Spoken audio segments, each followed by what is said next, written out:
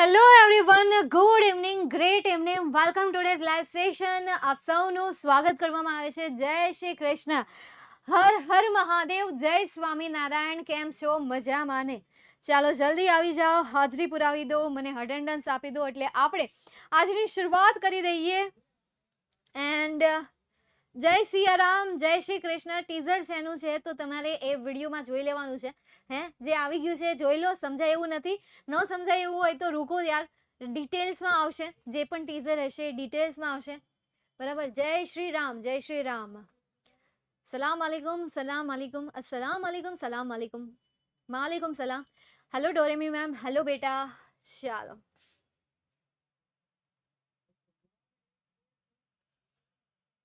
35 लाख की भीड़ को देख के क्या लगता है डर जाएंगे, हम कर जाएंगे. 35 लाख की 35 लाख की भीड़ देख के जो हम डर जाएंगे, हम कर जाएंगे.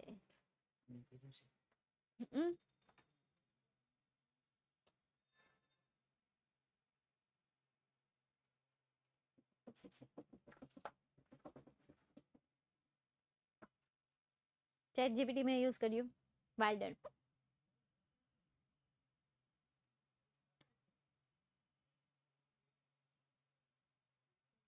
સોંગ ક્રિએટ કરવું ગમે છે? હા, ઓલું મેં કર્યું હતું, ખ્યાલ છે તમને? એક સોંગ બીજું, એટલે મતલબ કે ગમે એમ નહીં પણ થઈ જાય એમ મારાથી. ગીત આવડતા તો હોય નહીં, પછી હું અહીંયા ક્રિએટ થઈ જાય એમ. ઓલું ગીત હતું કયું? સુન સુના आते क्या विद्या कुल, क्या करूं आके मैं विद्या कुल. अरे लिखेंगे पढ़ेंगे बांचेंगे और क्या, A1 लाएंगे और टॉप करेंगे. એમાં 4 શબ્દ આવે, ચોથો શબ્દ નથી મળતો. ઓલામાં 4 શબ્દ આવે ને, ઘૂમેंगे फिरेंगे नाचेंगे गाएंगे और क्या એમ. હા, તો એની જેમ સમજણ. જય દ્વારકાધીશ, જય દ્વારકાધીશ, જય દ્વારકાધીશ, જય દ્વારકાધીશ. ચાલો, તો હવે આપણે આજના સેશનની શરૂઆત કરી દઈએ. અને આજે આપણે બીજો ચેપ્ટર જોવાના છીએ, ધ હ્યુમન રોબોટ. તો વહાલા વિદ્યાર્થી મિત્રો, મારા વહાલા બબરશેર અને બબરશેરીઓ, કાન ખોલીને ધ્યાનથી સાંભળજો. આખી સ્ટોરીનું હું રિવિઝન કરવા જઈ રહી છું. આખી સ્ટોરી હું તમને યાદ કરાવવા જઈ રહી છું કે જે તમે ઓલરેડી જોઈ ગયા છો. You had already done this chapter in your session. તમે તમારા સેશનમાં, તમારા લેક્ચરમાં તમે આ ચેપ્ટરને સમજી ગયા છો. નાવ હું તમને અહીંયા રિવાઇઝ કરાવીશ કે આખી સ્ટોરીમાં હતું શું.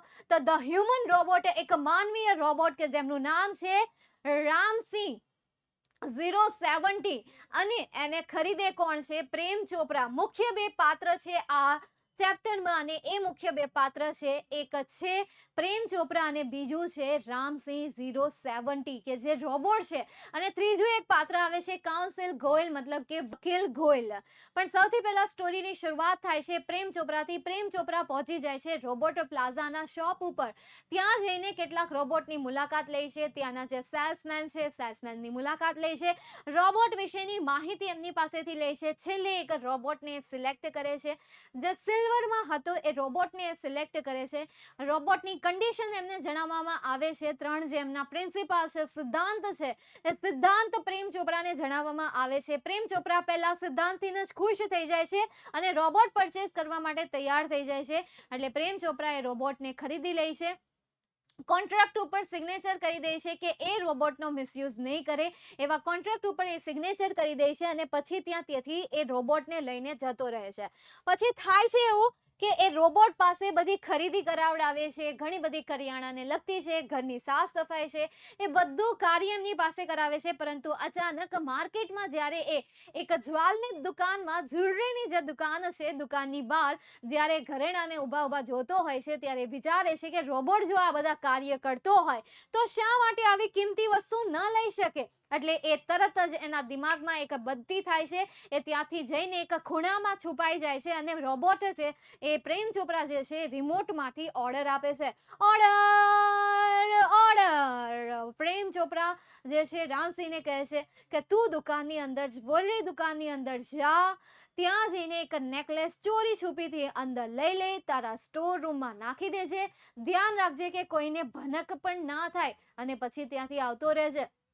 રોબોટ એક્ઝેક્ટલી જેવું પ્રેમ ચોપરા તેને સજેસ્ટ કરે છે એવું એ કરે છે. જ્વેલરીને એ લઈ લે છે અને પોતાના જે સંગ્રહ સ્ટોર છે એ સ્ટોરમાં યુનિટમાં જે સ્ટોર યુનિટ છે યુનિટમાં એને છુપાવી દે છે.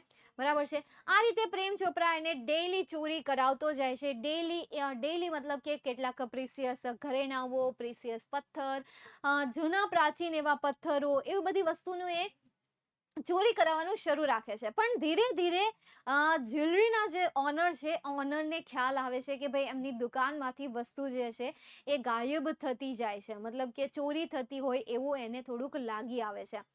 પછી કંઈક થાય છે એવું કે એક વેન્ડર હોય છે કે જે એક રોબોટને પોતાની અંદર એક દ્રાક્ષનો મોટો લુમખો ગાયબ થતા જોવે છે. એટલે આ વાત જે છે એ બહુ જલ્દી આજુબાજુના વાતાવરણમાં ફેલાઈ જાય છે અને પછી આ ધીરે ધીરે જ્વેલરીના ઓનર છે એમની પાસે આ પહોંચી જાય છે. ત્યારે એમને યાદ આવે છે કે હા, આ રોબોટ મારી દુકાને તે દિવસે આવ્યો હતો, દેખાતો હતો, આ રોબોટ ત્યાં હતો, તેની હાજરી યાદ આવે છે. એટલે આ વાત પહોંચી જાય છે પોલીસના મુખ્ય વડા પાસે. પોલીસ પછી એની પ્રેમ ચોપરાને આની કઈ ખબર નથી હોતી. પ્રેમ ચોપરા તો અજાણ જ હોય છે, ચોરી કરવા માટે તૈયાર હોય છે. પછી એકવાર ગોપાલ જ્વેલર્સને ત્યાં તે ચોરી કરવાની તૈયારીમાં હોય છે, પરંતુ પોલીસ જે છે એ કેમેરા સાથે તૈયારીમાં હોય છે કે રોબોટને પકડી લેશે. જ્યારે રોબોટ ત્યાં પહોંચે છે અને ચોરી કરવાની તૈયારી કરે છે ત્યારે પોલીસ એને પકડી પાડે છે. બિનોક્યુલર્સ દ્વારા, મતલબ કે દૂરબીન દ્વારા પ્રેમ ચોપરા બધી ઘટનાને જોવે છે અને તરત જ ત્યાંથી રફુ ચક્કર થઈ જાય છે. રફુ ચક્કર થઈને સીધા એના ઘરે પહોંચી જાય છે. અને જ્યારે આ રોબોટની પાછળ જે સિરીઝ નંબર લખાયેલો છે એ સિરીઝ નંબર દ્વારા શોપની બધી ઇન્ફોર્મેશન કાઢે છે અને એમના ઓનરની ઇન્ફોર્મેશન કાઢે છે. પોલીસ રોબોટ સાથે એમના ઘરે પહોંચી જાય છે. જ્યારે દલીલ કરવામાં આવે છે ત્યારે પ્રેમ ચોપરા કહે છે કે રોબોટ તો માર્કેટમાં હતો, જ્યારે હું તો ઘરે હતો. મને એવું લાગે છે કે રોબોટ સાથે કોઈએ છેડખાની કરી હશે. એટલે આવો એ ઇલ્ઝામ જે છે બીજા કોઈ ઉપર નાખીને પોતે બચી જાય છે. ફિલહાલ એને જામીન ઉપર, બેલ ઉપર છોડી દેવામાં આવે છે. કોઈની બોલી ઉપર એને છોડી દેવામાં આવે છે. ઘર પરથી જેટલા આર્ટિકલ્સ હોય છે, ઘર પરથી જેટલા ઓર્નામેન્ટ્સ હોય છે, એ ઓર્નામેન્ટ્સને ખાલી કરી નાખે છે. એને બિલકુલ પણ એના ઘરમાં કોઈ પણ પ્રકારનો એક પ્રૂફ પણ નથી રહેવા દેતો. જ્યારે પણ આવું બને છે એટલે એ રીતે, મતલબ કે આ ચોર જન્મથી ન છે ત્યારે જ એણે આ બધી વસ્તુને સાફ કરાવી હોય ને, એટલી સ્માર્ટનેસ સાથે. પછી યાર વકીલની ભાઈ આ કોર્ટમાં રોબોટ જાય છે. રોબોટને કેટલાક સવાલ પૂછવામાં આવે છે. સવાલ પરથી કંઈક આઈડિયાઝ આવે છે કે કેટલીક માહિતી રોબોટની અંદરની જે હોય છે એ ભૂસી નાખવામાં આવી હોય છે, એરર કરી નાખવામાં આવી હોય છે, કાઢી નાખવામાં આવી હોય છે, એવું જાણ થાય છે. એટલે તરત જ રોબોટને સવાલ પૂછવામાં આવે છે કે તને આવું ઇન્સ્ટ્રક્શન ડિલીટ કરવાની કોણે કહી હતી? કે તું શું લોકોને નુકસાન પહોંચાડીશ? કેટલા લોકોને નુકસાન પહોંચી રહ્યું છે? શું તું લોકોને હર્ટ કરીશ? એટલે અહીંયા એ ઇમોશનલી એને બ્લેકમેલ કરી રહ્યા છે. જ્યારે બીજી બાજુ પ્રેમ ચોપરા છે, પ્રેમ ચોપરાએ કહ્યું હતું કે જો તું મારી વાતને રિવાઇલ કરીશ તો હું તને ડિફ્યુઝ કરી નાખીશ. અને એ એક સિદ્ધાંતથી બન્યો છે કે ભાઈ એ તેમના માલિકને ક્યારેય પણ ડિસઓબે નહીં કરે, એમની આજ્ઞાનું હંમેશા પાલન કરશે. એટલે આ ઝઘડામાં ને ઝઘડામાં રોબોટનું મૃત્યુ થઈ જાય છે. રોબોટ પોતાની જે જાતના ટુકડા કરી નાખે છે, પોતાના મશીનને એ બગાડી નાખે છે, વીખી નાખે છે અને પોતે બંધ થઈ જાય છે. ત્યારે સુપર રોબોટ પ્લાઝાના જે સેલ્સમેન હોય, સેલ્સમેન ત્યાં હાજર હોય છે અને કહે છે કે હવે રોબોટ નથી રહ્યો, હવે રોબોટ ડિસમિસ થઈ ગયો છે, ડિફ્યુઝ થઈ ગયો છે. એટલે આનાથી સાફ સાફ જાહેર થાય છે કે પ્રેમ ચોપરાએ જ એમને આ બધી વાત કહી હશે, ઇન્સ્ટ્રક્શન ડિલીટ કરવાની કીધી હશે. એટલે જજ જે છે એ જજ ગિલ્ટ સાબિત કરે છે, ગિલ્ટી માને છે આ બધા કાર્યો માટે. જે પણ ચોરી થઈ છે એ ચોરી માટે પ્રેમ ચોપરાની ગિલ્ટ જાહેર કરે છે, થેફ્ટ જાહેર કરે છે. ગિલ્ટ ઓફ થેફ્ટ, ચોરીના ગુનામાં એને જાહેર કરી દે છે. તો આવી કંઈક સરસ મજાની સ્ટોરી છે કે જેમાં રોબોટે એક માનવતા નિભાવીને ગયું છે. ના તો એના માલિકનું ઉલ્લંઘન કરવા માંગતો હતો, ના તો એ લોકોને નુકસાન પહોંચાડવા માંગતો હતો. એટલા માટે એને પોતાની જાતને જ મારી નાખવાનું એમણે સાચું સમજ્યું. ચાલો, તો હવે આ સ્ટોરીમાંથી જે તમને પેરેગ્રાફ બેઝ ક્વેશ્ચન આન્સર પૂછાયા છે એ ક્વેશ્ચન્સ આન્સર આપણે જોઈએ. 8 વર્ષના પેપર મારી પાસે છે કે જેમાંથી મેં કેટલાક ક્વેશ્ચન્સ કલેક્ટ કર્યા છે કે જેના દ્વારા તમે એનાલાઇઝ કરી શકો કે આ ચેપ્ટર કેટલું મહત્વનું છે. ચાલો, તો હવે આપણે શરૂઆત કરી દઈએ. નાવ હવે બીજી વધારાની ત્રીજો નિયમ તૂટી ના જાય. ત્રીજો નિયમ એના પોતાના હિતનો હતો, તો એને એની કેર નહોતી. ત્રીજો નિયમ પણ આમાં તૂટતો જ હતો, બરાબર, કે રોબોટને નુકસાન ન પહોંચાડે. પણ અહીંયા એને પોતાની જાતનો જ અંત કરી દીધો. એને ના તો લોકોને નુકસાન પહોંચાડવાનું વિચાર્યું, ના તો એને માણસને, માલિકને. કારણ કે રોબોટ એક જાતિ છે. જો રોબોટ કોઈ પણ એક વ્યક્તિને નુકસાન પહોંચાડશે ને, તો જ્યારે કોઈ વ્યક્તિ દુકાનમાં એ રોબોટ પરચેસ કરવા જશે ને, જેને આ પાઠ લખ્યો છે ને બધું વિચારીને લખ્યો છે, નહીં તો એ કોઈ પણ એક સાઈડ એ લઈ શકે છે, પરંતુ એને કોઈની સાઈડ ન લીધી, પોતાની જાતનો નાશ કરી નાખ્યો. જો એની માલિકની આજ્ઞાનું ઉલ્લંઘન કરે ને, તો બાકીના લોકો કે જે રોબોટ પરચેસ કરવાનું વિચારે છે ને, તો એ વિચારે કે રોબોટ જે છે ને એ એક દિવસ તો દગો આપશે જ તેને, એ એક દિવસ છેતરપિંડી કરશે જ તેને, એટલે ન્યા પ્રશ્ન લાગે તા. અને જો રોબોટ આ લોકોને નુકસાન પહોંચાડે જ ને, તો લોકો એની વિરુદ્ધમાં પ્રશ્નાર્થ મૂકે કે આ રોબોટ ખાલી એના માલિકનું જ છે, માલિકનો જ છે, બીજા કોઈ લોકોનો નથી. પણ એને પોતાની જાતને નુકસાન પહોંચાડ્યું, એ પણ તેના માલિક અને તેના લોકો માટે. તો અહીંયા રોબોટની જાતિનું નામ અને નાક રાખવા માટે રોબોટે પોતાની જાતને શું કર્યું? તોડી નાખ્યો, એને ડિફ્યુઝ કરી નાખ્યું છે. એટલા માટે ચાલો જોઈએ માર્ચ 2018માં પૂછાયેલો ક્વેશ્ચન. પહેલા 3 માર્ક્સમાં પૂછાતા હતા. જોઈએ, what kind of robots are made by super plaza? કેવા પ્રકારના રોબોટ જે છે એ સુપર પ્લાઝા દ્વારા બનતા હોય છે? તો એફિશિયન્ટ રોબોટ. કેવા રોબોટ? Efficient robot. તો efficient robots are made by super plaza. તો અહીંયાથી જે વોટ કાઇન્ડ ઓફ છે એ કાઢી નાખવાનું છે અને એની જગ્યાએ જસ્ટ લખી દેવાનું છે efficient. Efficient robots are made by super plaza. Efficient robot જે છે એ સુપર પ્લાઝા દ્વારા બનાવાય છે. નેક્સ્ટ એના પછી, વો ગ્રીટેડ પ્રેમ ચોપરા? પ્રેમ ચોપરા કોને મળ્યા હતા? તો the short narrow eyed salesman inside the super robot plaza. તો અહીંયાથી આપણે લખશું પ્રેમ Chopra. Prem Chopra greeted who greeted the Prem Chopra? તો the short narrow-eyed salesman inside the super robot plaza greeted Prem Chopra. એને અભિનંદન કર્યા. greeted એટલે શું થશે? વેલકમ કરવું, એનું સ્વાગત કરવું, લાઈક ધેટ, કે ભાઈ એનું સ્વાગત કરવું. તો એનું સ્વાગત કોણે કર્યું હતું? ત્યાંનો જે ઝીણી આંખ વાળો અને સ્માઇલ સાથેનો જે નાનો ઠીંગણો માણસ હતો ને, એમણે એમનું સ્વાગત કર્યું હતું, બરાબર. તો અહીંયા વુની જગ્યાએ જસ્ટ તમારે શું લખી દેવાનું છે? The short narrow eyed salesman inside the super robot plaza, અથવા તો ખાલી તમે એટલું લખો છો the short narrow eyed salesman, બસ આટલું લખશો તો પણ ચાલશે. Third question, the to buy means આપવાનું છે. ચલો, ટુ બાયસ નો સિમિલર મિનિંગ શું થાય? ટુ બાય માટે અહીંયા સિમિલર મિનિંગ તમે શું લખશો? યસ, શું આવશે? પરચેઝ આવશે. તો અહીંયા તમને આપ્યું છે પરચેઝ. તો અહીંયા થર્ડ ક્વેશ્ચન નો આન્સર શું આવશે? પરચેઝ આન્સર આવશે. હવે જે રિવિઝન, મને એ કહો, જે રિવિઝન બેચ આપણી ચાલે છે એ રિવિઝન બેચમાં જેમ તમને પેરેગ્રાફ બેઝ ક્વેશ્ચન આન્સર આવી રીતે ટીક કરાવું છું, શું તમે જાતે બુકમાં લખો છો? લખજો, એલા નોટ બનાવજો, રિવિઝનની નોટ બનાવજો. એ નોટમાં હું તમને ચેપ્ટર વાઇઝ જે પેરેગ્રાફ બેઝ ક્વેશ્ચન આન્સર કરાવું ને, એ ક્વેશ્ચન આન્સર એ નોટબુકમાં લખવાના છે. એટલે લખતા જાજો કે પહેલા ચેપ્ટરમાંથી કેટલા ક્વેશ્ચન આન્સર પૂછાના હતા. આન્સર સાથે લખજો, સારા અક્ષરે લખજો, સ્પેલિંગની પ્રેક્ટિસ થશે, બરાબર છે. અને નો યાદ હોય તો તમારે વિડીયો જોઈને લખી નાખવાનું. એટલા માટે હું આન્સર ફૂલમાં નથી લખતી, એ આન્સર તમારે જાતે જ લખવાના છે. હું તો ખાલી પાર્ટનું રિવિઝન કરાવીશ કે આવું આવું ભણ્યા હતા, બાકી ક્વેશ્ચન તો હું તમને એક્સ્ટ્રા સોલ્વ કરાવું છું. એટલે આ કરતા જાજો બેટા, સમજાય છે? ઓકે, આજથી કરજો, બસ કરજો, ઠીક છે. ચાલો નેક્સ્ટ,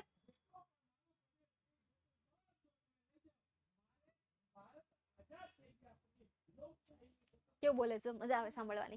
માર્ચ 2020માં તમને આ ચેપ્ટરમાંથી પેરેગ્રાફ બેઝ ક્વેશ્ચન આન્સર પૂછાયો હતો. પહેલો ક્વેશ્ચન છે, why was Prem Chopra very confident? શા માટે પ્રેમ ચોપરા ખૂબ જ આત્મવિશ્વાસુ હતા? શા માટે આત્મવિશ્વાસુ હતા? Because he know very well that robot never disobey his master. બરાબર, આ તો મેં જોયા વગર આન્સર આપ્યો, પણ આપણે પેરેગ્રાફમાંથી શોધીએ. Crowded people can robot, council goal was tickling point, last moment. Prem Chopra appear confidence because the robot never would, this machine man betrayed his master. તો આનો આન્સર તમારે આમાંથી બનાવવો પડશે. The reason Prem Chopra was very confident. Prem Chopra was very confident because never would this machine man betrayed his master. This is your first question answer. નહીં તો હું બોલી ને એ લખું ને તોય હાલે. શું હું બોલી હતી કે ભાઈ Prem Chopra was very confident because he know very well that robot will never disobey અથવા તો would never disobey his master, કે તે તેના માલિકની આજ્ઞાનું ઉલ્લંઘન ક્યારેય પણ નહીં કરે. તો આ રીતે પણ લખી શકો, અથવા તો આમાં જે રીતે સેન્ટેન્સીસ આપ્યા છે એ સેન્ટેન્સનો પણ તમે યુઝ કરી શકો. Second sentence, what was the reason for a heavy crowd in the court room. ભાઈ રીઝન શું હતું? બીજા દિવસે કોર્ટ રૂમમાં ટોળું આવ્યું હતું, તો એનું રીઝન શું હતું? આજે ટોળું હોય ને તમને શું લાગે કે એ લોકોનું હશે? એ વકીલનું હોય. વકીલના જે સ્ટુડન્ટ હોય ને, સ્ટુડન્ટ કે જે વકીલાતમાં ભણી રહ્યા હોય, એમાં એ કાર્ય કરતા હોય, એ જ હોય, બીજા કોઈ ન હોય. એ જ હોય, એનું જ ટોળું હોય, અને પરિવારના પણ થોડા ઘણા લોકો હોય. બાકી તો શીખવા માટે આવતા હોય કે ભાઈ કઈ રીતે કેસ લડાય છે, કઈ રીતે આ બધું લડાતું હોય, એ રીતે હોય છે. ચાલો જોઈએ. તો શું કહ્યું છે કે શા માટે હતું? તો આમાં પણ રીઝન જ આપવાનું છે. તો a heavy crowd in the court room. there was અહીંયાથી તમારે સેન્ટેન્સ જાતે બનાવવું પડશે. there was a heavy crowd in the courtroom because because because because because because because because because લે આપ્યું જ નથી તમને. The next day, the court was overcrowded with people. Keep to watch a robot in the witness box. તો title વાળું નથી આપ્યું, તો તમે આ લખી નાખો ને. The next day, court was overcrowded with people to watch a robot in the witness box. Witness બોક્સમાં રોબોટને જોવા માટે ત્યાં વધારે પડતું ટોળું હતું. અથવા તો ઓલું ટાઇટલ વાળું પણ આવે, બરાબર? એ ટાઇટલ જોઈને લોકોનું ટોળું ઉભરાઈ આવ્યું હતું, બરાબર? એટલે આ તમારા સેકન્ડ ક્વેશ્ચનનો આન્સર થશે. તો આ તમે બેઠો લખી નાખશો તો પણ ચાલશે. આમાંથી તમને 1 માર્ક્સ મળી જશે. આ સવાલનો જવાબ બનાવવાની કોઈ જરૂર નથી. જ્યાં ન બનાવવાનો હોય ને ત્યાં ખોટી માથાકૂટ નહીં કરવાની. જે બેઠો આન્સર આવતો હોય ને બેઠો આન્સર લખી નાખવાનો, બરાબર ને? હું બેઠો આન્સર આપ્યો હોય તો ખાલી ખોટી ચીક ચીક નહીં કરવાની. ભાઈ ખાલી ખોટી મહેનત કરવા નહીં જવાની. આપ્યો છે તો લખી નાખવાનું. પછી તમે એમ કહેતા મેં આમ બનાવીને લખી નાખે તો હાલે. તો હવે તને આવડે જ છે બનાવીને લખતા, તો તું તારી રીતે લખી નાખ. બસ ગ્રામેટિકલ મિસ્ટેક જે છે એ રેર થવી જોઈએ, વધારે પડતી ન થવી જોઈએ. ખાલી એટલું જ ધ્યાન રાખવાનું છે. સમજાય છે? ચાલો કરી દેજો પ્લીઝ. પીડીએફ એનું એક રીઝન છે કે પીડીએફ પહેલા અપલોડ ન કરી હોય, કાલ લાઇટ જતી રહી હતી, યાદ હોય તો એના કારણે અપલોડ નહોતી થઈ. એટલા માટે બીજા દિવસે સવારે અપલોડ કરી હતી મેં. લાઇટ જતી રહી હતી ને એના કારણે. સમજાય છે? પછી હું ભૂલી ગઈ સાંજે, પછી હું જતી રહી હતી. તમે સવાલ હોય હું બનાવીને ના લખો, લખવું પડે હોય, અમુકમાં લખવું પડે. ચાલો નેક્સ્ટ મે 2021 ની આપણે વાત કરીએ. મે 2021 માં તમને પેરેગ્રાફ બેઝ ક્વેશ્ચન આન્સર પૂછાયો હતો. What kind of robots are made by super robots plaza.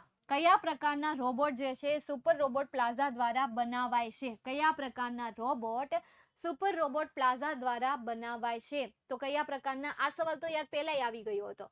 Efficient robots, હે ને? પહેલા આવી ગયો હતો ને, બેઠો આવ્યો. એલા હા, એલા બેઠો સવાલ છે, બેઠો સવાલ છે ને. આમાં વોટ કાઇન્ડ આપ્યું છે, ઓલા પણ વિચ કાઇન્ડ આપ્યું હતું, એવું જ હતું ને. તો અહીંયા શું આવશે? એફિશિયન્ટ જ આવશે. વોટ કાઇન્ડ આપણે કાઢી નાખીએ અને એની જગ્યાએ શું આવશે? Efficient robot, are made by super robot plaza. Same to same પૂછી લીધો. અરે વાહ. Next, how did the salesman speak. એટલે કે સેલ્સમેન કેવી રીતે સ્પીક કરતો હતો? તો અહીંયા તમને આપ્યું છે. હીની જગ્યાએ શું કરી નાખવાનું છે? સેલ્સમેન કરી નાખવાનું છે. તો અહીંયા હું લખી દઉં સેલ્સમેન. પછી તમને અહીંયા આપ્યું છે સ્પીક, તો એ સ્પીક નું શું આવશે? Spoke. Salesman spoke like a recorded program. This is your second question answer. Salesman જે છે એ એક રેકોર્ડેડ પ્રોગ્રામની જેમ બોલ્યો. શેની જેમ બોલ્યો હતો? રેકોર્ડેડ પ્રોગ્રામની જેમ બોલ્યો હતો. નેક્સ્ટ એના પછી આગળ જઈએ. માર્ચ 2022માં પૂછાયેલો ક્વેશ્ચન જોઈએ આપણે. What did the salesman demonstrate. સેલ્સમેને શું ડેમોન્સ્ટ્રેટ કર્યું? તો એનો આન્સર તો બેઠો આપી દીધો છે. ડિટ્ટો તમને આપી દીધો છે, કોઈ ચેન્જીસ નથી કરવાનો. અહીંયાથી લખવાની શરૂઆત કરવાની છે. The salesman demonstrated the gait, grip, movement, and some program functions. બરાબર છે, બસ આટલું જ લખવાનું છે ભાઈ, આટલું જ એમને ડેમોન્સ્ટ્રેટ કર્યું હતું. તો આ તમારા પહેલા ક્વેશ્ચનનો આન્સર કે જે તમને બેઠો આપ્યો છે. Second question, was Prem Chopra satisfied with the deal? તો હા, યસ. પછી લખો યાર, Prem Chopra was satisfied with the deal. This is your answer. March 2022માં જે તમને પેરેગ્રાફ બેઝ ક્વેશ્ચન આન્સર પૂછાણો છે ને, અને જે સહેલો આન્સર પૂછાણો છે ને, એવો તમને અત્યાર સુધી ક્યારેય નથી પૂછાણો. બરાબર છે, આ એકદમ સહેલામાં સહેલો પેરેગ્રાફ બેઝ ક્વેશ્ચન આન્સર હતો, ઇઝી હતો, કે જેમાં તમે આરામથી 2માંથી 2 માર્ક્સ વિધાઉટ એની ગ્રામેટિકલ મિસ્ટેક કર્યા વગર પણ તમે આમાં આરામથી માર્ક્સ મેળવી શકો એમ છો. તો યાર, લાસ્ટ યરના જેટલા પણ હું paragraph base question answer solve કરાવું છું, એ લેક્ચર અટેન્ડ કરવાનું ભૂલતા નહીં યાર. જે તમારો બેનિફિટ થયો, જે તમારા થોડા ઘણા માર્ક્સ વધ્યા, તો તમારું જાય છે શું, એટલે અટેન્ડ કરી લો યાર. અને અટેન્ડ કરી લો, બેસી લો લેક્ચરમાં, અને થોડીક જે લખવાનું કહું છું, સવાલના જવાબ જાતે કરવા બનાવવાના કહું છું, તો એટલી મહેનત કરી લો યાર. તમારા મમ્મી પપ્પા તમારા માટે થોડી ઘણી મહેનત કરે છે, તો પછી તમારે કરવી જોઈએ. મારો બેસ્ટ હથિયાર છે યાર તમારા માતા પિતા. બેસ્ટ એક્ઝામ્પલ મારી પાસે હંમેશા એનું જ આવે કે તમારા માતા પિતા જો તમારા માટે મહેનત કરતા હોય, તો તમારે પણ એના માટે થોડી મહેનત કરી લેવી જોઈએ, લખી લેવું જોઈએ યાર. એટલીસ્ટ તમારા હેન્ડરાઇટિંગ સુધરશે, એટલીસ્ટ તમારું સ્પેલિંગ જે છે એ સ્પેલિંગનું પણ પ્રોનાઉન્સિએશન સારું થશે, હે ને. ઇંગ્લિશ વોકેબ્યુલરી વધશે તમારી લખતા લખતા. ઓકે, અમને એ પૂછ્યા છે મેં. હા વળી, હું આ 3rd વખત સોલ્વ કરું. શું વાત છે, તો ભાઈ, તો વાંધો નહીં. ચાલો નેક્સ્ટ આગળ જઈએ. એના પછી શોર્ટ નોટની વાત કરીએ તો 2019માં અને માર્ચ 2023માં તમને આ ચેપ્ટરમાંથી શોર્ટ નોટ ઓલરેડી પૂછાઈ ગઈ છે. 24માં આના કોઈ ચાન્સીસ નથી, તો ભૂલી જાઓ કે તમને આ ચેપ્ટરમાંથી શોર્ટ નોટ પૂછાશે. મૂકી દો કે તમને આ ચેપ્ટરમાંથી શોર્ટ નોટ તમને પૂછશે. બસ તમે આ ચેપ્ટરમાંથી પેરેગ્રાફ બેઝ ક્વેશ્ચન આન્સરની પ્રેક્ટિસ કરો અને ટ્રુ ફોલ્સ કરો, ધેટ્સ ઇટ. શોર્ટ નોટ કરવાની કોઈ જરૂર નથી, બરાબર છે.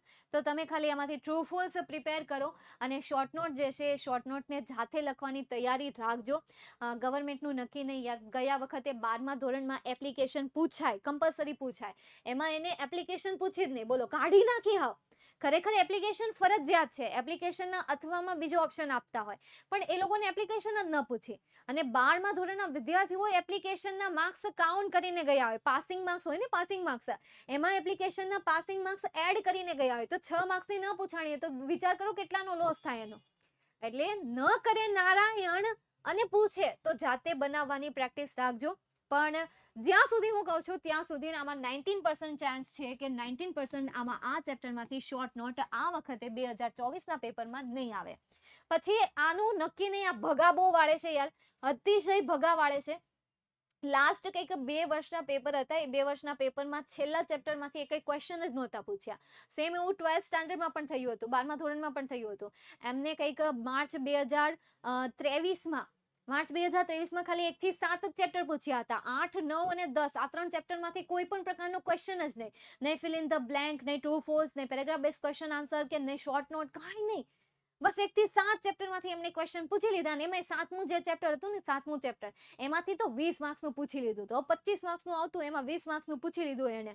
મતલબ, એટલે 20 માર્ક્સનું મતલબ કે કઈ રીતે સમજો, કે એસે ઈ ચેપ્ટર રિલેટેડ હતો, શોર્ટ નોટ એમાંથી નથી, પેરેગ્રાફ બેઝ ક્વેશ્ચન એમાંથી હતા, એક નહીં બે હતા, ટ્રુ ફોલ્સ એમાંથી નહોતું, ફિલ ઇન ધ બ્લેન્ક્સ પણ એ ચેપ્ટરમાંથી નથી. એટલે આ રીતે હતું. એટલે યાર, તમે તૈયારી રાખો. બસ હું તમને અહીંયા તમને તૈયારી કરવાની એક રીત આપી દઈશ. ઓકે,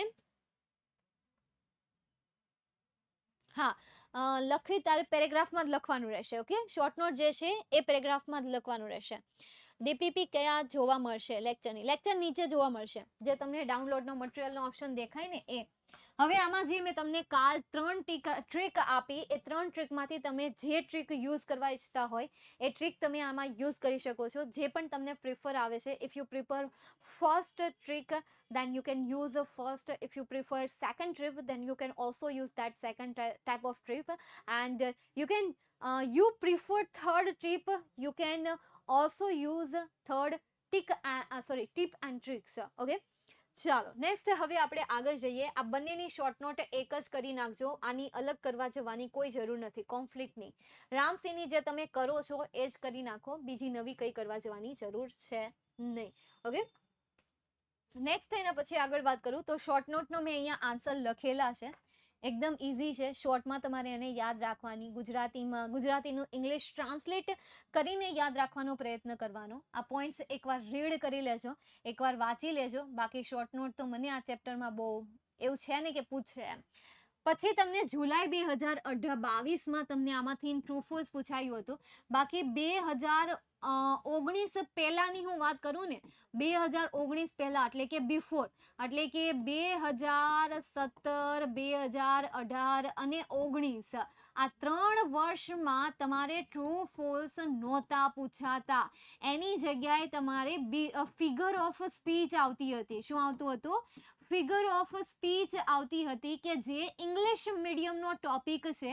ઇંગ્લિશ મીડિયમના GSEBના સ્ટુડન્ટ જે છે એ આ ટોપિક ભણતા હોય છે. સ્ટાન્ઝામાંથી આ ટોપિક પૂછાતો હોય છે, કે જે તમારે 3 વર્ષ સુધી પૂછાયું હતું. ત્યારબાદ 2020માં એક નવું માળખું આવ્યું અને એ માળખામાં ફિગર ઓફ સ્પીચની જગ્યાએ તમારે આવે છે હવે ટ્રુ ફોલ્સ, કે જે 4 માર્ક્સમાં હોય છે. બરાબર છે?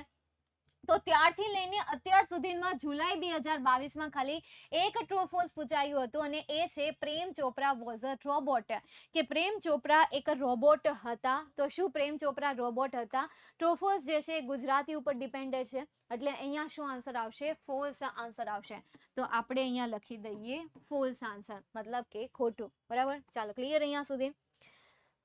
બીજું આ ચેપ્ટરમાંથી એસે પૂછાય છે યાર. હા, એક એસે છે આ ચેપ્ટર ઉપરથી, પેરેગ્રાફ બેઝ ક્વેશ્ચન આન્સર. એક તો મેં તમને કહ્યું કે આ ચેપ્ટરમાંથી ચાન્સીસ છે, 19% ચાન્સીસ છે કે તમને આ ચેપ્ટરમાંથી પેરેગ્રાફ બેઝ ક્વેશ્ચન આન્સર અને એસે, બરાબર, આ 2 ટોપિકને હું હાઇલાઇટ કરી દઉં છું આ ચેપ્ટરમાં.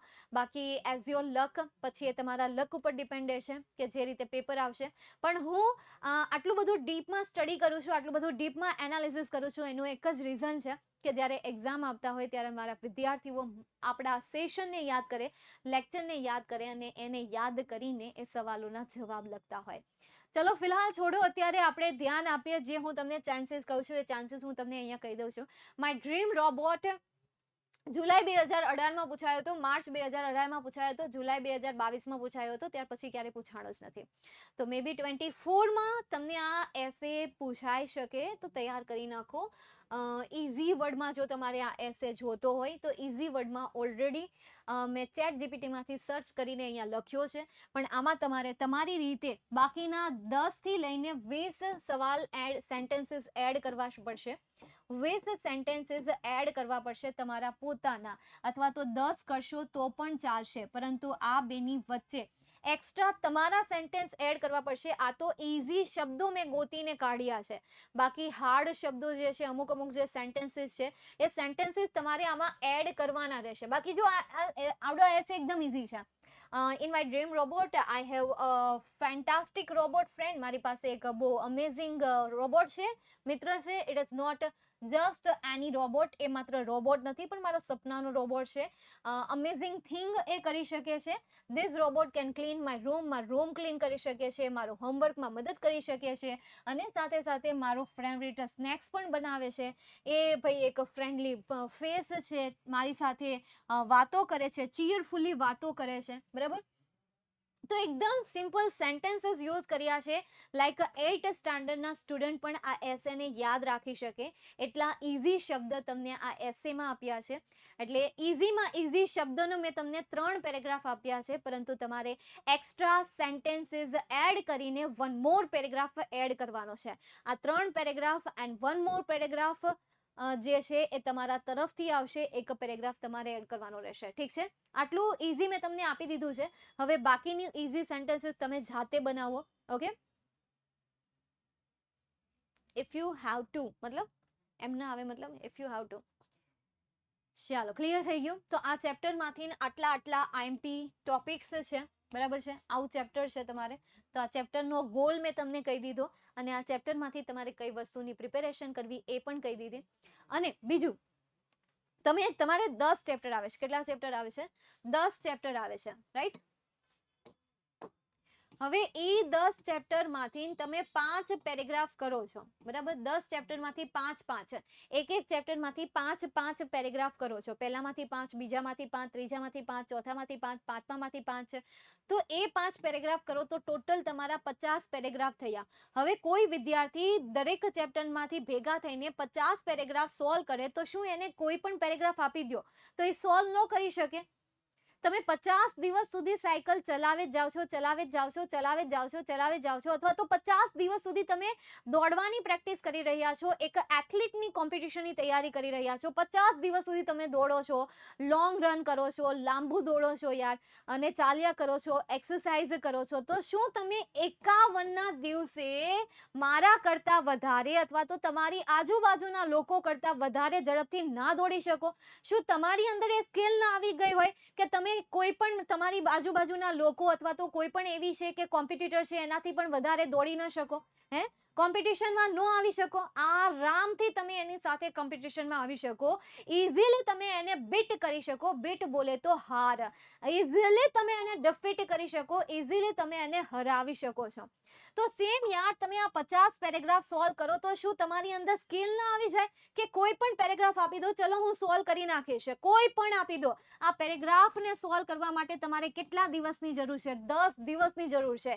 એક દિવસ પહેલું ચેપ્ટર લો, પહેલા ચેપ્ટરમાંથી 5 પેરેગ્રાફ કરો, ધેટ્સ ઇટ. બીજા દિવસે 5 લો, ત્રીજા દિવસે ત્રીજું યુનિટ લો, ચોથા દિવસે ચોથું યુનિટ લો, પાંચમા દિવસે પાંચમું, છઠ્ઠા દિવસે છઠ્ઠું, સાતમા દિવસે સાતમું, આઠમા દિવસે આઠમું, નવમા દિવસે નવમું, અને 10મા દિવસે 10મું. અને 10 દિવસમાં તમારા 50 paragraph without any stress, without any anxiety, without any tiredness, કોઈ પણ પ્રકારની ચિંતા વગર, કોઈ પણ પ્રકારના તણાવ વગર, કોઈ પણ પ્રકારના થાક વગર તમે આ 50 પેરેગ્રાફ સોલ્વ ના કરી શકો?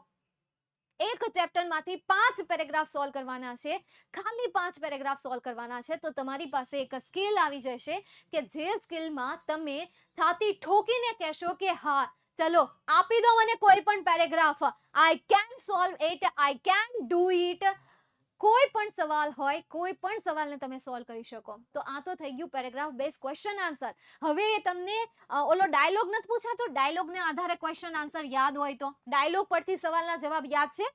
હે, ડાયલોગ આપેલો હોય, ઇન્ટરવ્યુ આપેલો હોય, તો હવે જો તમે કોઈ પણ પેરેગ્રાફને સોલ્વ કરી શકતા હોય તો કોઈ પણ ડાયલોગ હોય એને સોલ્વ કરી શકો. આમાં તમારે પ્રેક્ટિસ કરવાની જરૂર પડે? નો, ઝીરો કરવી પડે નહીં. એકવાર ખાલી જોવાનું કે કઈ રીતે પૂછાય છે, ધેટ્સ ઇટ. બીજું તમને પૂછાય છે ડેટા પરથી સવાલ, કે ભાઈ તમને સાબુનું એક ત્યાં સ્ટીકર આપી દીધું હોય, કોઈ ડેટા આપ્યું હોય, ડેટામાંથી સવાલ પૂછ્યો હોય, આલેખ આપ્યો હોય, આલેખમાંથી સવાલ પૂછ્યો હોય, કોઈ વ્યક્તિની માહિતી આપેલી હોય, માહિતીમાંથી સવાલ પૂછ્યો હોય, હે, એવા સવાલ પૂછાય છે. તો હવે યાર, તમે જો આ કોઈ પણ પેરેગ્રાફને સોલ્વ કરી શકતા હોય તો આ ડેટાબેઝ ક્વેશ્ચન આન્સરને સોલ્વ કરી શકો કે નહીં? યસ ઓર નો? તો આ બેને આપણે પ્લસ કરીએ તો 5 ને 9 માર્ક્સ થઈ ગયા. 9 માર્ક્સ થઈ ગયા. પેરેગ્રાફ બેઝ ક્વેશ્ચન આન્સરના 10 માર્ક્સ થઈ ગયા. 19 માર્ક્સની તમે ખાલી 10 માર્ક્સની તૈયારી કરો, બાકીના 9 માર્ક્સ તમને ફ્રીમાં મળશે. 9 માર્ક્સ નહીં, હજી પણ ખમો, માર્ક્સ બાકી છે. તમારે બ્લેક બકની બુક આવે, યાદ છે તમારે બ્લેક બકની બુક આવે? એમાંથી પણ તમને પેરેગ્રાફ બેઝ ક્વેશ્ચન આન્સર પૂછાય કે ન પૂછાય? કેટલા માર્ક્સમાં પૂછાય પેરેગ્રાફ બેઝ ક્વેશ્ચન આન્સર? 5 માર્ક્સમાં પૂછાય. કેટલા માર્ક્સમાં? 5 માર્ક્સમાં પૂછાય. તો જો તમે આ પેરેગ્રાફ બેઝ ક્વેશ્ચન આન્સરને તૈયાર કરી શકતા હોય, તમે આ ડેટાને સોલ્વ કરી શકતા હોય, આ ડાયલોગને સોલ્વ કરી શકતા હોય, તો શું તમે આ બ્લેક બકના ક્વેશ્ચન આન્સરને સોલ્વ ન કરી શકો? તો આ 5 માર્ક્સને બીજા 9 માર્ક્સમાં પ્લસ કરી દો, 14 માર્ક્સ થઈ ગયા. આ 10 માર્ક્સની તમે એકદમ મસ્ત મક્કમતાથી તૈયારી કરો, જોરો શોરોથી તૈયારી કરો. યકીન માનો કે આ 10 માર્ક્સની સાથે 14 માર્ક્સ તમને ફ્રીમાં મળશે. 14 માર્ક્સ તમને ફ્રીમાં મળશે. તો તમને એમ લાગે છે ને કે આ 10 દિવસમાં બસ ખાલી 10 માર્ક્સની તૈયારી થઈ? હા, 14 માર્ક્સ તમને ફ્રીમાં મળ્યા બેટા. આમાં પછી તમારે કોઈ પણ પ્રકારની તૈયારી નથી કરવાની, નથી આ ડેટામાં, નથી આ ડાયલોગમાં, નથી આ બ્લેક બકમાં તૈયારી કરવાની. તો પ્લસ કરો યાર, ડેટા અને ડાયલોગના મળીને 9 માર્ક્સ થાય. બ્લેક બકમાંથી 5 માર્ક્સનું પૂછાય, 5 અને 9 14 માર્ક્સ તમારે હારે હારે આવે છે, સાથે સાથે આવતા જાય છે. માય ગયા 22-23 ચેપ્ટર નથી વાંચવા, તેલ પીવા ગયા. નિયરેસ્ટ મિનિંગ ગમે ત્યાંથી તોડી લેશું, ફોડી લેશું, તૈયાર કરી નાખશું. એના હાટું ક્યાંય 23 ચેપ્ટર અત્યારે વાંચવા જવા? હે, પણ તમારે નિયરેસ્ટ મિનિંગ તૈયારી કરવા પડશે. તો આવી રીતે યાર તૈયારી કરો, સ્માર્ટ થી તૈયારી કરો, હાર્ડવર્ક પણ કરો, થોડીક સ્માર્ટનેસ પણ રાખો કે એકમાં 2 સબ્જેક્ટ 2 ટોપિકની તૈયારી કઈ રીતે કરવી. બસ આ તમારો ગોલ હોવો જોઈએ. સમજાય છે? બસ આ જ. સેકન્ડ એક્ઝામ માટે આઈએમપી શોર્ટ નોટ માટે તમારે યુટ્યુબના સેશન અટેન્ડ કરવાના રહેશે. યુટ્યુબમાં ટૂંક સમયમાં ભવિષ્યવાણી લોન્ચ થશે. ભવિષ્યવાણી તમારી સામે આવશે. એના લાઈવ લેક્ચર આવશે, એ લેક્ચર અટેન્ડ કરી લેજો. ઓકે. પોયમ બેઝ માર્ક્સ રહી ગયા, એ તેલ પીવા ગયા. અત્યારે હું જો તમને કહું છું ને પેરેગ્રાફ બેઝ ક્વેશ્ચન, અત્યારે એનું ફોકસ કરો. હજી રિવિઝન બેચનો જો બીજો લેક્ચર છે અને બીજો લેક્ચર આપણો પૂરો થયો ને ત્યાં મેં તમને 14 પ્લસ 10 કેટલા માર્ક્સ થયા ગણો. 14 પ્લસ 10 કેટલા માર્ક્સ થયા? હજી ખાલી બીજો જ લેક્ચર છે. 10 દિવસ પ્રેક્ટિસ કરવાની છે. આજે મેં તમને આપી દીધું 24, તો બીજા જ લેક્ચરમાં મેં તમને 24 માર્ક્સ કઈ રીતે સરળતાથી મેળવવા એનું મેં તમને એક ફોર્મો આખો તૈયાર કરીને આપી દીધો છે. તો બાકીના માર્ક્સ કઈ રીતે મેળવવા એ હું તમને બાકીના લેક્ચરમાં કહી દઈ. એની ઉપાધિ નહીં કરો. અત્યારે તમારા 24 માર્ક્સની તૈયારી કરવાની. એ 24 માર્ક્સમાં ખાલી આ 10 ની તૈયારી કરવાની છે. સામ દામ દંડ બેટ જે લેવું હોય એ લઈ લો, પણ એને કરવાનું જ છે by hook or by crook. તમે જે સામ દામ દંડ ભેદ કહો છો એને ઇંગ્લિશમાં by hook or by crook કહેવાય છે. મારી તૂડીને કરી નાખો. પછી તમે આમાં કેવા જોઈએ કે ભાઈ હા આપી દો, કોઈ પણ પેરેગ્રાફ આપી દો, આઈ કેન સોલ્વ ઇટ. હા, હું એને આરામથી સોલ્વ કરી શકું છું. સમજાય છે? ચાલો નેક્સ્ટ એના પછી આગળ જઈએ. અને આ જે છે તમારું યુનિટ 2 અહીંયા કમ્પ્લીટ થાય છે. અને હવે એના પછીનો જે ટોપિક છે એ ટોપિકનો હું અહીંયા તમને ટૂંકમાં સમજાવી તો દઉં, હે ને. નેક્સ્ટ એના પછીનો જે ટોપિક છે એ ટોપિકનું નામ છે ડુ એઝ ડાયરેક્ટેડ. સમય નહીં બગાડીએ આપણે ખાલી ખોટું કે વધારાની વાતો કરીએ આપણે એમ નહીં, પરંતુ આપણે ટોપિક ઉપર ટોપિક સમજતા જઈએ, હે ને. મેં બુક મંગાવી હતી, હજી આવી નથી. ભવિષ્યવાણી અહીંયા જ પ્રિન્ટિંગમાં લેટ થયું છે. જે હમણાં કંઈક રસ્તા ઉપર ટ્રકનું ને આ બધું જે બંધ થયું છે ને એના લીધે જે બુક છે બુક રસ્તામાં જ કંઈક અટવાઈ ગઈ છે. અત્યારે આવી તો ગઈ છે પણ હવે અહીંયાથી પેક થાય તમારા સુધી પહોંચે એમાં થોડોક ટાઈમ થઈ જશે. કારણ કે એ જે બુક હતી એ બુક જ કંઈક મોટામાં હતી કે એને વેનમાં અથવા તો ગાડીમાં ન લવાય, એને સીધું ટેમ્પામાં જ લાવવું પડે. તો કંઈક સ્ટ્રાઇકનું હડતાલનું ચાલતું હતું એટલા માટે કંઈક લેટ આવી છે. બીજું મને ડિટેલ્સમાં ખબર નથી, બાકી તમે કોલ કરીને પૂછી લેજો કંપનીમાં. ઠીક છે? હા હા, એ ના લઈએ તો ચાલે. જો તમને આન્સર આવડે છે તો લેવાની જરૂર નથી. ઓકે, એ આન્સર છે એ ભવિષ્યવાણીમાં તમારી પાસે જે પેપર સેટ છે એ પેપર સેટના આન્સર તમને એ બુકમાં પ્રોવાઈડ કરવામાં આવ્યા છે. એટલે વિદ્યાર્થીઓની રિક્વેસ્ટ પર ભવિષ્યવાણીની બુક બનાવવામાં આવી છે કે સર ભવિષ્ય એક બુક બનાવો કે જેમાં પેપર સોલ્યુશન આખું લખાયેલું હોય. એટલે એ રીતે કરેલું છે. રિક્વેસ્ટ પર એ બુક બનાવવામાં આવી છે. પ્રકાશન એના ઉપર જ બનાવવામાં આવ્યું છે. ઓકે, ચાલો. નિયરેસ્ટ મીનિંગ કોઈ દિવસ આઈએમપી હોતા નથી, પણ હું તમને નિયરેસ્ટ મીનિંગ કરાવી નાખીશ. ઓકે, ઠીક છે.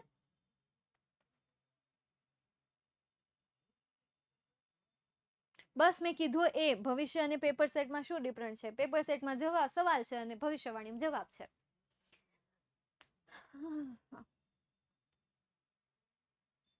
જોઈ લેજો ને યુટ્યુબમાં.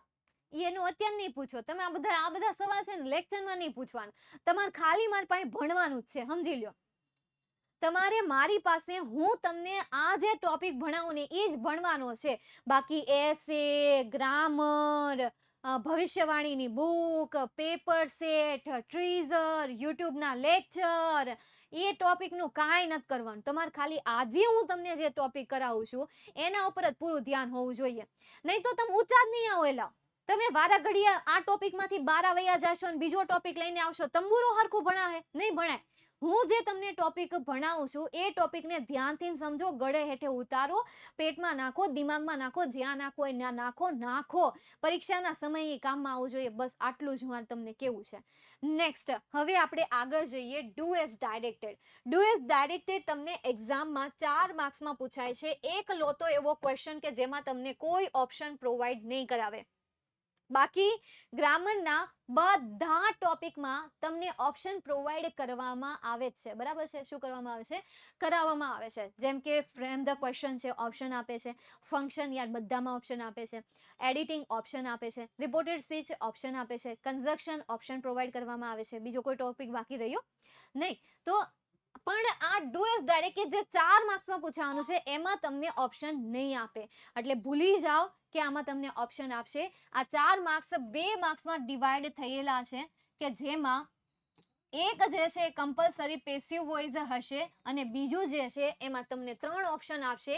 કાં તો એ જેન્ડરને લગતા ચેન્જીસ હશે, કાં તો એ એકવચન અને બહુવચનને લગતા ચેન્જીસ હશે, કાં તો પછી એ ટેન્સને લગતા ચેન્જીસ હશે. બસ હવે તો રિવિઝન હું જે તમને અહીંયા ડુ એઝ ડાયરેક્ટનું કરાવીશ ને એ આવી રીતે કરાવીશ.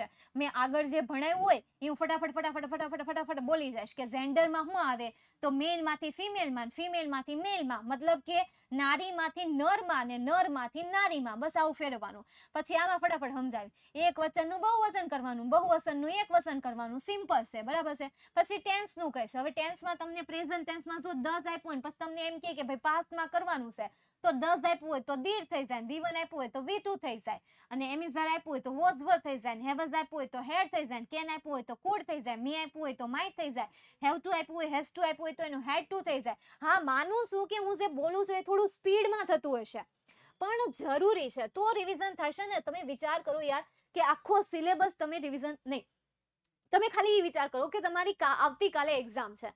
તમારે મારો લેક્ચર એ વિચારીને અટેન્ડ કરવાનો છે કે આની તમારે આવતીકાલે એક્ઝામ દેવાની છે. હું આજે તમને ડુ એઝ ડાયરેક્ટેડ ભણાવું છું તો એ વિચારીને તમારે લેક્ચર ભરવાનો છે કે તમારી પાસે ખાલી આ 45 મિનિટ જ છે તૈયારી કરવાની. પછી તમે તૈયારી નહીં કરી શકો અને પછી આવતીકાલે એક્ઝામ દેવાની છે. ડેડલાઇન આપી દો. ડેડલાઇન બોલે તો યાર ડેડલાઇન એક એવી વસ્તુ છે કે જે સારી સારી વ્યક્તિને પાટા ઉપર લઈને આવે છે. અમારી જેવી વ્યક્તિને, તમને, ગમે એને ગમે એને ડેડલાઇન મળી જાય ને એટલે બહુ સારું કામ કરશે. હવે તમને ડેડલાઇન મળી જાય કે આવતીકાલે પરીક્ષા છે તો તમે ઊંધા માથે વાંચવાનો છો કે નથી વાંચવાના. પણ તમને એમ કહેવામાં આવે કે પરીક્ષાને 3 મહિનાની વાર છે, તંબુરો વાંચવાના. વાંચો તમે, મને કયો. અને વાંચો તો 1 કલાક વાંચો, 2 કલાક વાંચો, એનાથી વધારે વાંચો નહીં. વાંચો નહીં, આમ વાંચો તો આને ડેડલાઇન કહેવાય, આને ડેડ ટાઈમ કહેવાય. મારું એવું જ છે. મને કોઈ કેમ કે ભાઈ તમારે આટલા ટાઈમમાં પેપર બનાવી નાખવાના છે તો ટાઈમ આપશે ને તો હું ટાઈમ મને વધારે આપ્યો છે ને 1 મહિનાનો આપ્યો છે ને હું નહીં બનાવું. હું એ પરીક્ષાના 2 દિવસ પહેલા જ એને પેપર આપીશ.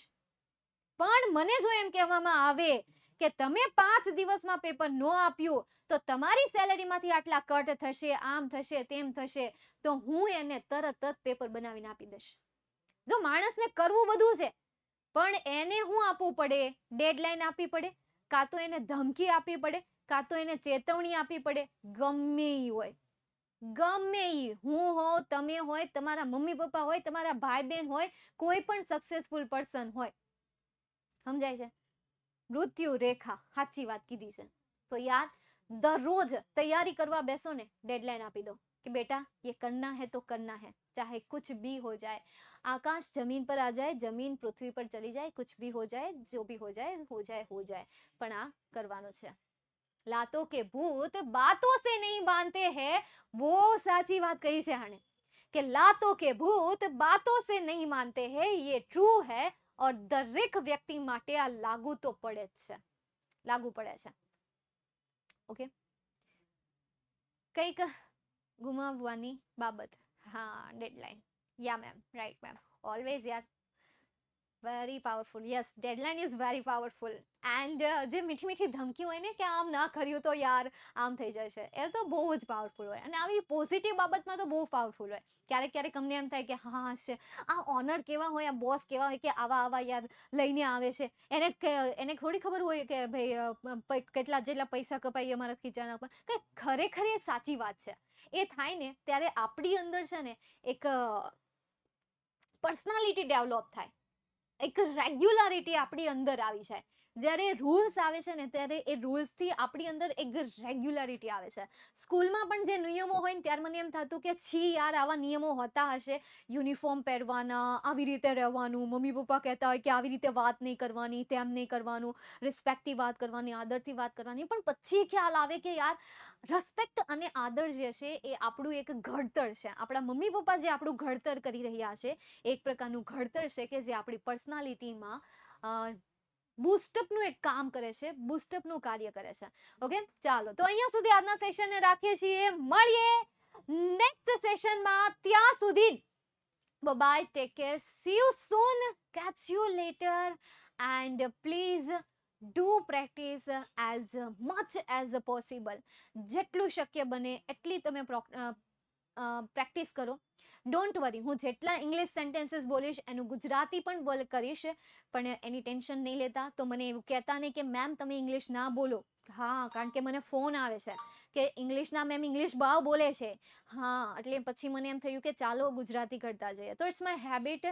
પ્લીઝ કોઈ એમ પણ ના કહેતા કે મેમ ઇંગ્લિશનું ગુજરાતી ટ્રાન્સલેટ ના કરતા. પ્લીઝ મને સલાહ નહીં આપતા. આઈ નો વેરી વેલ કે how to speak, how to teach, કેવી રીતે ભણાવવું, કેવી રીતે વાત કરવી, કેવી રીતે મારે કરવું, બધું planning. I have plan all about this. બધાનું મેં પ્લાનિંગ કર્યું છે. સો ડોન્ટ સજેસ્ટ મી. ચલો, બાય એન્ડ ટેક કેર.